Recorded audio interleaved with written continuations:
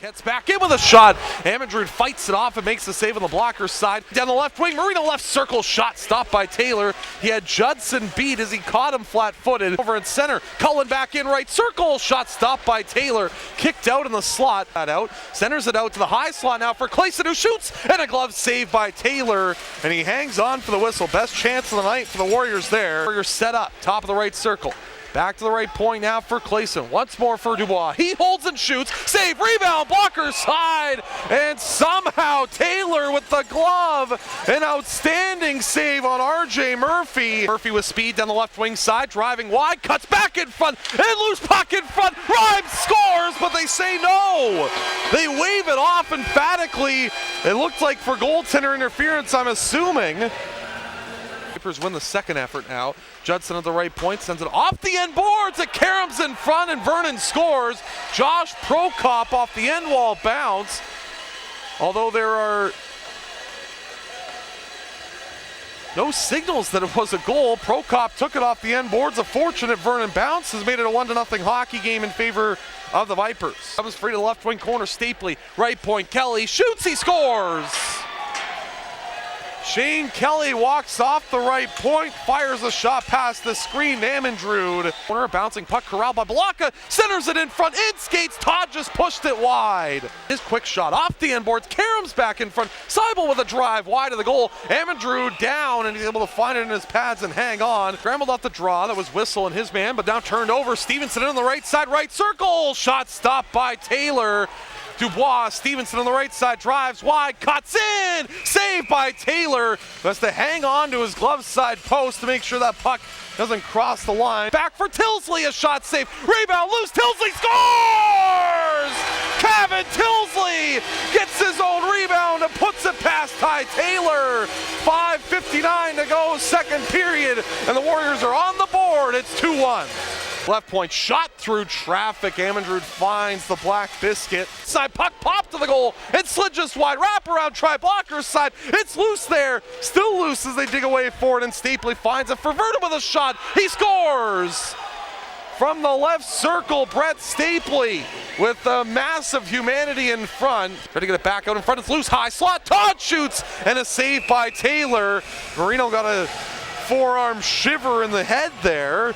45 seconds into the third period, 3-1 the score. Jordan Todd scored his second goal of the season last night. He's been buzzing tonight. He's been around the puck a little bit here so far. It's up to Prokop on the left side, getting a round head. Prokop in alone. He scores through the legs of Nick Amandrud. Josh Prokop, his second goal of the night. Ryan leaving it there for Marino. Up to the left side for Stevenson. Right wing now. Dubois holding, shooting, shot stopped. Rebound popped up behind Taylor, and it's in. A shot that started with Chase Dubois was popped up high in the air, and it tucks back behind Ty Taylor. 8:34 to go in the third period. The Warriors have a power play goal, and it's a 4-2 game. Ryan stretch pass, Lombardi behind the defense, in with Murphy, got hooked up, a penalty upcoming, and a penalty shot for Mike Lombardi. And now it's Mike Lombardi for a penalty shot here for West Kelowna against Ty Taylor. 1-on-1. To see if the Warriors can get to within a goal here in this game. Lombardi at center, picks the puck up slowly across the blue line, works into the slot. Lombardi in, stopped by Taylor. Big save by the Vernon netminder, and keeps it a 4-2 game. On the blocker side, Vernon will clear down ice. That will be no icing here. Prokop tied up Harrison, who hit him hard into the end boards here. The arms are up. And we're going to get a penalty coming up to the Warriors defenseman here is Prokop.